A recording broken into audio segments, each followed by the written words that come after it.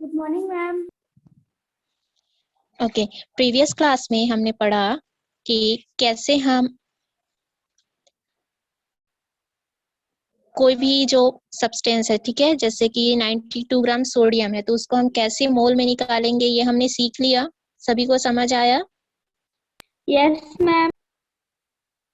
Okay, उसी तरह से आपको नंबर ऑफ पार्टिकल्स दिए जाएंगे, तब आप कौन सा फॉर्मूला लगाएंगे? नंबर ऑफ पार्टिकल्स दिए जाएंगे और आपको बोला जाएगा उसे मोल में चेंज करने के लिए, तब आप कौन सा फॉर्मूला लगाएंगे?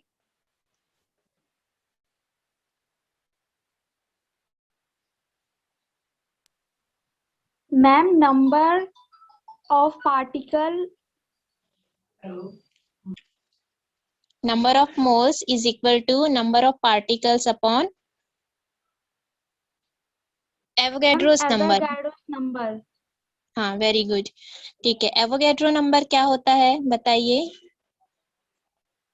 Ma'am 6.02 6.022 into 10⁻23। ओके बेटा, आपका नाम लिखिए। यहाँ पर आपने क्या लिखा हुआ है? BYUN। यहाँ पर आप अपना नाम लिखिए, रीनेम चेंज करिए।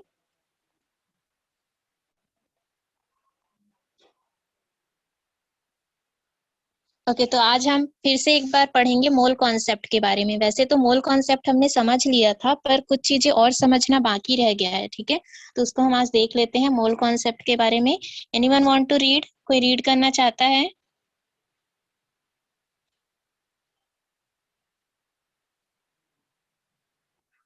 Arushi, yes ma'am. रीड कीजिए। Yes, ma'am. We know that the mass of one mole particle of a substance is equal to its relative atomic or molecular of formula mass given in gram.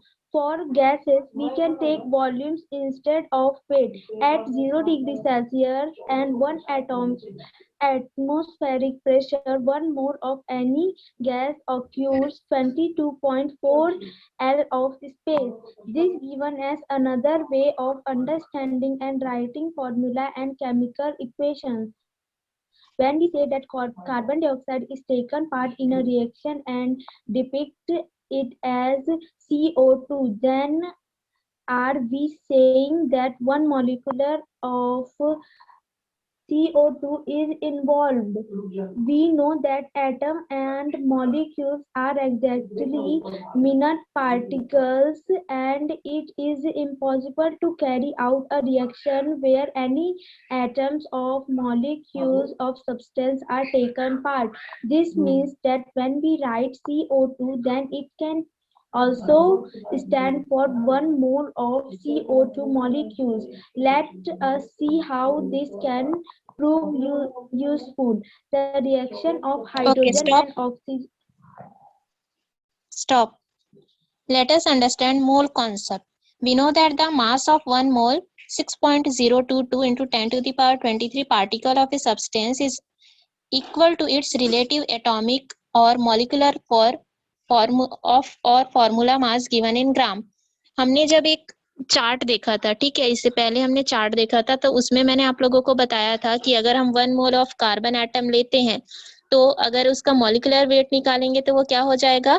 12 gram of carbon atom. और अगर हम उसके particle की value निकालेंगे तो क्या हो जाएगा? 6.022 इंटू 10 टू द पावर 23। ठीक है, यही बताया था। तो इस लाइन में यही बोला जा रहा है कि किसी भी सब्सटेंस का उसमें कितने मोल प्रेजेंट है, मतलब कितने पार्टिकल प्रेजेंट है। जैसे 6.022 into 10 to the power 23 particle present है, वो किसके इक्वल होता है?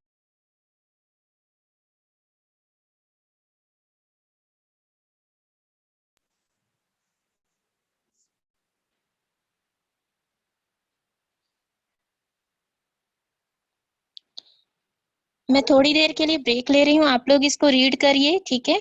उसके बाद मैं आपको एक्सप्लेन करती हूँ, और कोई भी इसमें कुछ भी क्वेश्चन नहीं करेंगे, ठीक है अभी।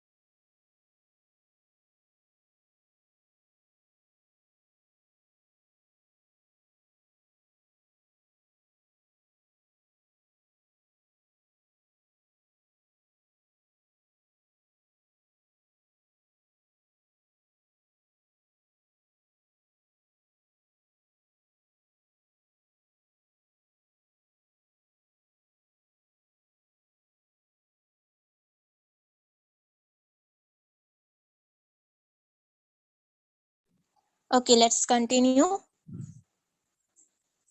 तो क्या होता है कि जब सब्सटेंस के जो पार्टिकल्स होते हैं मोल में जब हम उसे लेते हैं, ठीक है, तो वो किसके इक्वल होता है? उस सब्सटेंस के, मतलब उस मॉलिक्यूल या एटम के रिलेटिव एटॉमिक नंबर या रिलेटिव एटॉमिक मास के इक्वल होता है, ठीक है, करेक्ट है ये? यस ओके, आगे देखते हैं।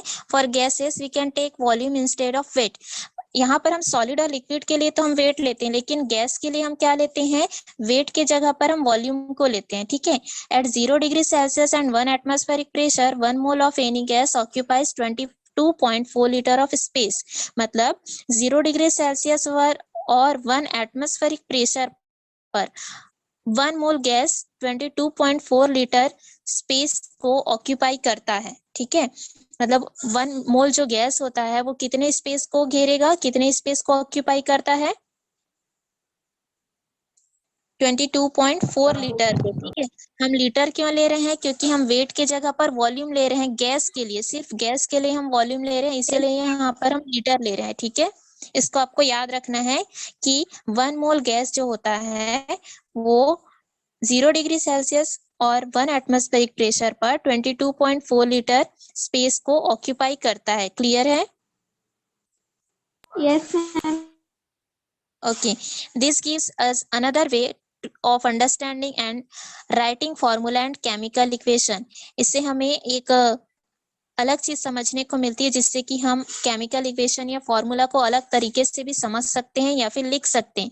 When we say that carbon dioxide is taking part in a reaction and depict it as CO2, then are we saying that one molecule of carbon dioxide is involved. मान लीजिए gas के बारे में अभी हम बात कर रहे हैं ना, मान लीजिए हम कार्बन डाइऑक्साइड को लेते हैं यहाँ पर, ठीक है। कार्बन डाइऑक्साइड के किसी भी पार्ट को हम केमिकल रिएक्शन में लेते हैं, तो हम यह कह सकते हैं कि जो CO2 है 1 मोल CO2 इसमें इन्वॉल्व है, ठीक है।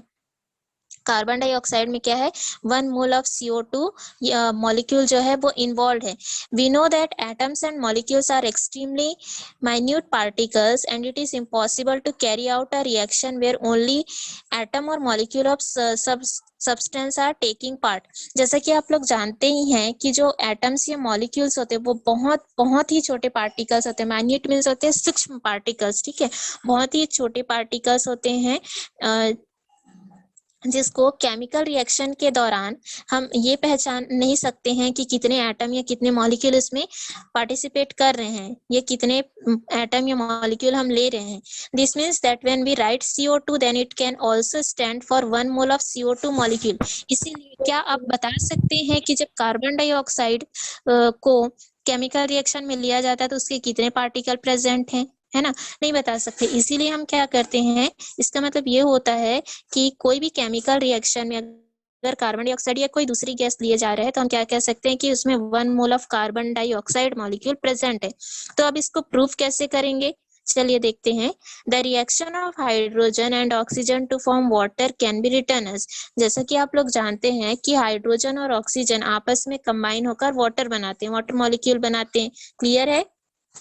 यहाँ पर रिएक्शन देखिए दिया हुआ है, H2 plus ma'am O2 mute your ma'am mic. एक बार और समझा दो ना। कौन सा वाला? मैम जो अभी समझाए। ओके, म्यूट करो माइक को।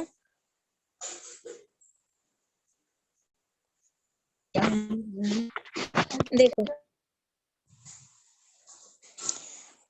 कोई भी केमिकल रिएक्शन हो रहा है, ठीक है, उसमें हम कोई गैस लेते हैं तो क्या आप बता सकते हैं कि उसमें कितने पार्टिकल प्रेजेंट है या गैस के कितने पार्टिकल पार्टिसिपेट कर रहे हैं? नहीं बता सकते ना। जैसे हम यहाँ पर एग्जाम्पल के लिए ले लेते हैं कार्बन डाइऑक्साइड को, तो कार्बन डाइऑक्साइड के कितने पार्टिकल प्रेजेंट है ये तो हम नहीं बता सकते हैं, ठीक। तो इसीलिए हम क्या करते हैं, हम मान लेते हैं कि यहाँ पर 1 mole of carbon dioxide molecule present है, ठीक है। लेकिन इसको प्रूव कैसे करेंगे? हम तो यहाँ पर सिर्फ मान रहे हैं ना कि 1 mole of carbon dioxide present है, लेकिन इसको प्रूफ कैसे करेंगे? तो इसी को समझने के लिए यहाँ पर एक रिएक्शन बताया गया, रिएक्शन के थ्रू आपको समझाया जा रहा है कि जब हाइड्रोजन और ऑक्सीजन आपस में कंबाइन होते हैं तो वाटर मॉलिक्यूल बनाते हैं। यहाँ पर देखिए hydrogen plus oxygen is equal to H2O, ठीक है। 2H2 plus O2 is equal to 2H2O. In the given example, we can say that two molecule of hydrogen combine with one molecule of oxygen. इस example में हम क्या कह सकते हैं कि हाइड्रोजन के दो मॉलिक्यूल, दो हाइड्रोजन प्रेजेंट है यहाँ पर, हाइड्रोजन के दो मॉलिक्यूल जो हैं वो ऑक्सीजन के वन मॉलिक्यूल से कंबाइन होकर क्या बनाता है, वाटर बनाता है। But can we have half molecule of oxygen as written below, लेकिन क्या हम ऑक्सीजन को हाफ मॉलिक्यूल के रूप में लिख सकते हैं क्या? तो चलिए यहाँ पर हम देखते हैं। यहाँ पर देखिए हाइड्रोजन जो है वो हाफ मॉलिक्यूल ऑफ ऑक्सीजन से रिएक्ट करके H2O बना रहा है, ठीक है। यहाँ पर ये रिएक्शन थोड़ा सा अलग है। यहाँ पर टू हाइड्रोजन जो है, हाइड्रोजन के दो मॉलिक्यूल ऑक्सीजन के वन मॉलिक्यूल से कंबाइन होकर वाटर बना रहा है। बट यहाँ पर हाइड्रोजन का वन मॉलिक्यूल ऑक्सीजन के हाफ मॉलिक्यूल से कंबाइन होकर वाटर बना रहा है, ठीक है। We can understand the above reaction using the mole concept. इस रिएक्शन को हम किसके थ्रू समझ सकते हैं, मोल कॉन्सेप्ट के थ्रू समझ सकते हैं। Here 1 mole of hydrogen molecules combine with half mole of oxygen molecule to form 1 mole of water molecule.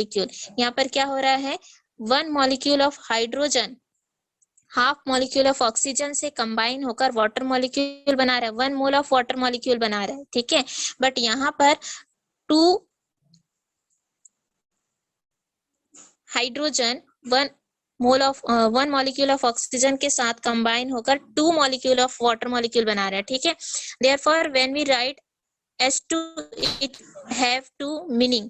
यहाँ पर इसका मतलब ये है कि हमने वाटर को यहाँ पर हाइड्रोजन को यहाँ पर दो रूप में लिखा है, दो फॉर्म में लिखा है। सबसे पहले तो हमने 2H2 लिखा है, उसके बाद H2 लिखा है, ठीक है। इसका दो मीनिंग हो सकते हैं। 1 molecule of hydrogen with relative molecular weight 2 micron, मतलब इसका मतलब ये है कि एक मॉलिक्यूल हाइड्रोजन जिसका रिलेटिव मॉलिक्यूलर वेट कितना हो सकता है, 2 माइक्रोन हो सकता है। अगर हम फर्स्ट वाले एग्जाम्पल को लें तो यहाँ पर हम देख सकते हैं कि 1 मॉलिक्यूल ऑफ हाइड्रोजन का रिलेटिव मॉलिक्यूलर वेट 2 माइक्रोन हो सकता है। 2 ग्राम, इसका मतलब ये है कि 2 माइक्रोन है, तो इसका मतलब ये है कि 1 मोल ऑफ हाइड्रोजन मॉलिक्यूल का मॉलिक्यूलर वेट ग्राम में 2 ग्राम होगा, ठीक है। जैसे H2 plus Cl2 is equal to 2HCl, ठीक। Yes, ma'am. Describe the reaction in 2 ways। इस रिएक्शन को हम दो तरह से डिस्क्राइब कर सकते हैं।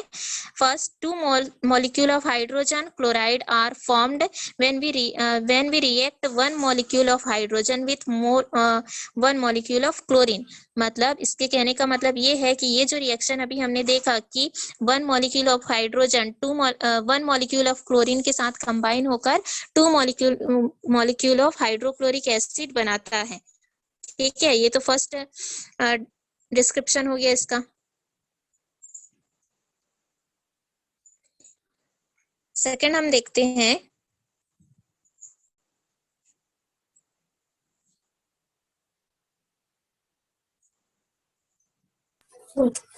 मैम यस मॉलिक्यूल क्या होता है? क्या होता है बताइए, मैंने आप लोगों को कई बार बताया है मॉलिक्यूल क्या होता है। प्रीवियस क्लास में भी मैंने अभी जस्ट बताया था कि जब दो एटम आपस में कंबाइन होते हैं तो एलिमेंट बनाते हैं, और जब दो एलिमेंट आपस में कंबाइन होंगे तब क्या बनाएंगे।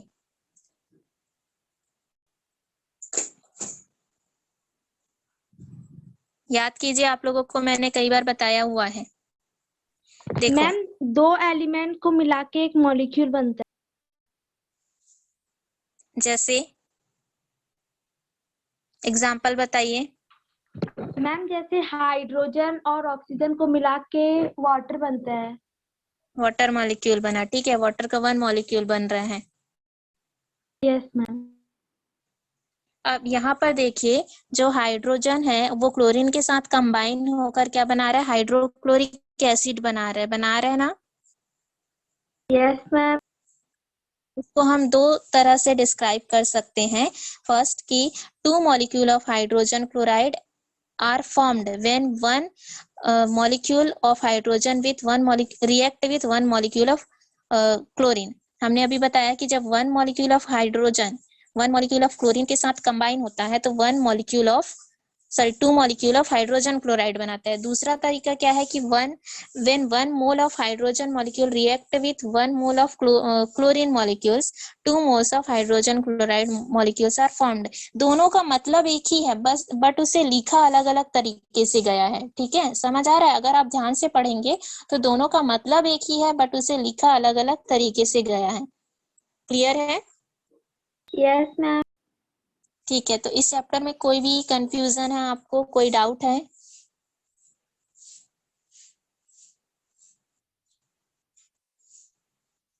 ओके, तो अब आ जाइए व्हाट वी हैव लर्न। हमने क्या पढ़ा इस चैप्टर में? ठीक है, सबसे पहले हमने पढ़ा the chemical formula of compound is the symbolic representation of its composition. मतलब किसी भी कंपाउंड का केमिकल फॉर्मूला क्या होता है, उसका सिंबॉलिक रिप्रेजेंटेशन होता है। ठीक है, जैसे कि आपने किसी भी कंपाउंड का फॉर्मूला लिखा NaCl सोडियम क्लोराइड, है ना। सोडियम क्लोराइड आपको नाम दे दिया जा रहा है, उसको आपको फॉर्मूला लिखना है। तो सोडियम क्लोराइड नाम दिया गया तो सोडियम का सिंबल पहले आपको लिखना होगा, फिर उसका क्लोरीन का सिंबल आपको लिखना होगा। इस तरह से फॉर्मूला बनेगा। तो वही बोला जा रहा है कि किसी भी कंपाउंड का केमिकल फॉर्मूला उसका सिंबॉलिक रिप्रेजेंटेशन होता है। ठीक है, क्लियर है? Yes. Second, the molecular mass of a covalent compound can be calculated from the atomic mass of its constituent element। इसका मतलब क्या है बताइए?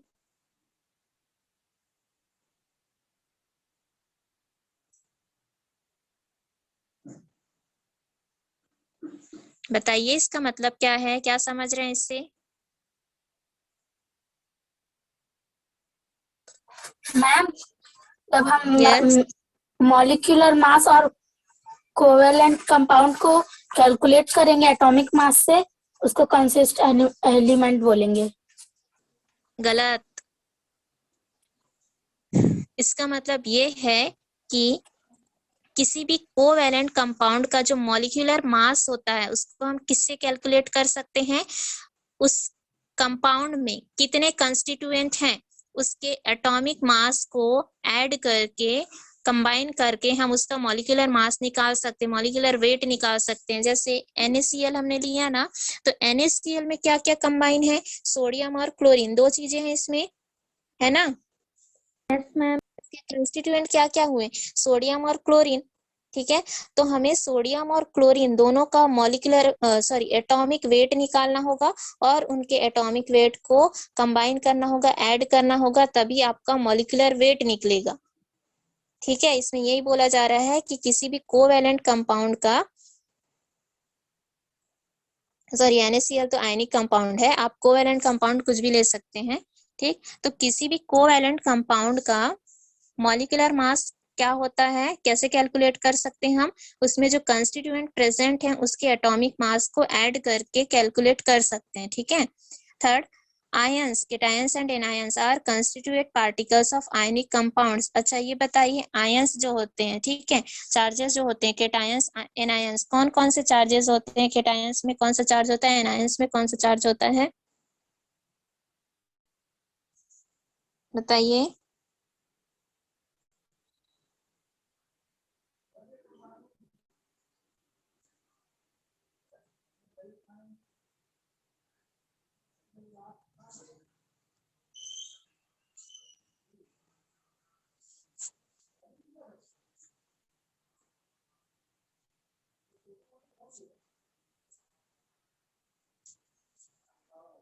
Ma'am, positive or negative?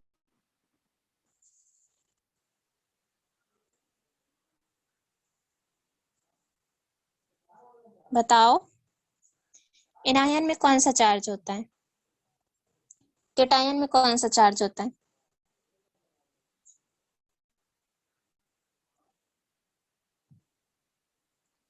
Anion में, एनायन क्या करता है? इलेक्ट्रॉन को गेन करता है या लूज करता है?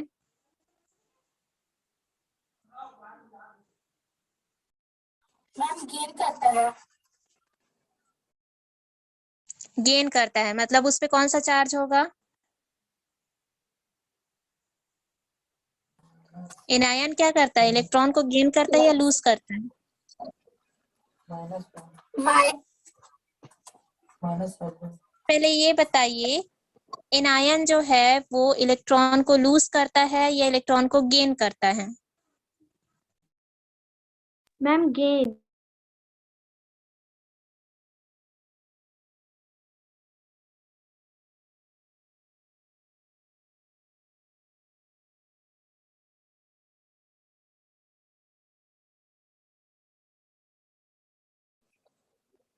माइनस चार्ज होता है। हाँ, गेन करता है, मतलब इस पे कौन सा चार्ज होगा, नेगेटिव चार्ज होगा। और उसके जस्ट अपोजिट क्या होता है, केटायंस होते हैं। केटायंस क्या करते हैं, इलेक्ट्रॉन को लूज करते हैं, डोनेट करते हैं, मतलब उस पे कौन सा चार्ज होगा, पॉजिटिव चार्ज। पॉजिटिव चार्ज होगा। ठीक है, फोर्थ पॉइंट देखिए, the positive ions obtain from bases are called basic radical. Basic radical, acidic radical भी हमने पढ़ा। ठीक है, तो बताइए बेसिक रेडिकल क्या होता है, एसिडिक रेडिकल क्या होता है?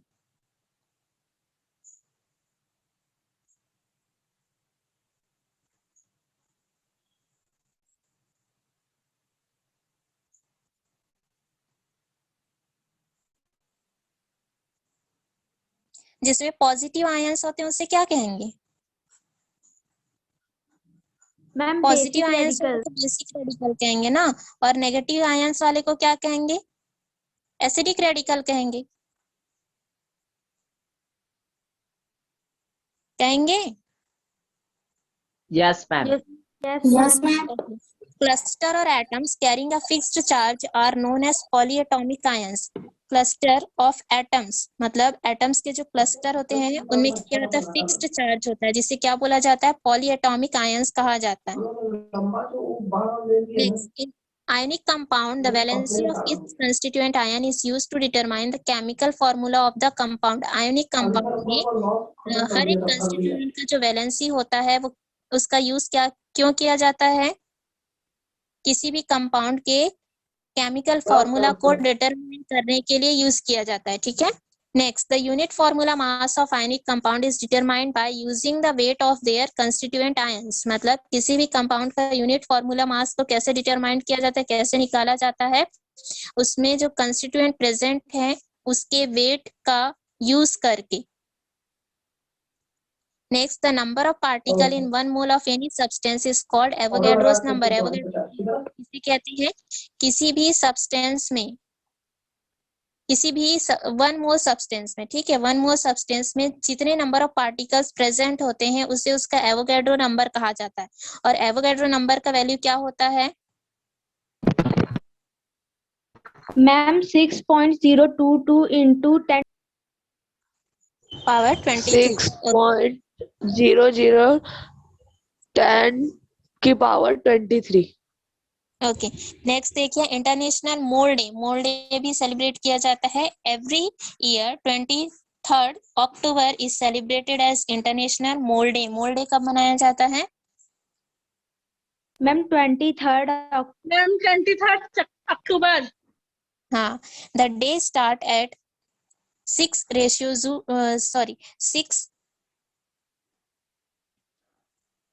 AM and ends at 6 PM. The reason for choosing this timing is there similarly with Avogadro's number which is equal to 6.022. ये कब स्टार्ट हुआ था? 6 AM को, और 6 PM को ये खत्म हुआ था। ठीक है, ये जो डे है वो, और इसे क्यों लिया गया था, क्योंकि वो किसके सिमिलर था, एवोगैड्रो नंबर के सिमिलर था। जैसे 6.022 into 10⁻23 ये इसके इक्वल था, इसीलिए इसको स्टार्ट किया गया 6 AM से 6 PM पे खत्म किया गया। क्लियर है ये? Yes ma'am. Yes ma'am. सभी को समझ में आ गया? Yes ma'am. कोई डाउट है, कुछ पूछना है तो पूछ लीजिए, ये चैप्टर आपका खत्म हो नो गया। मैम। No ma'am. ओके, तो मैं इसके बैक एक्सरसाइज सेंड कर रही हूँ, इससे नोट कीजिए और अभी चेक करवाएंगी बैक एक्सरसाइज को। और ये केमिस्ट्री का चैप्टर है तो इसे आप लोग केमिस्ट्री की कॉपी में ही नोट करेंगे। Okay ma'am. Yes ma'am.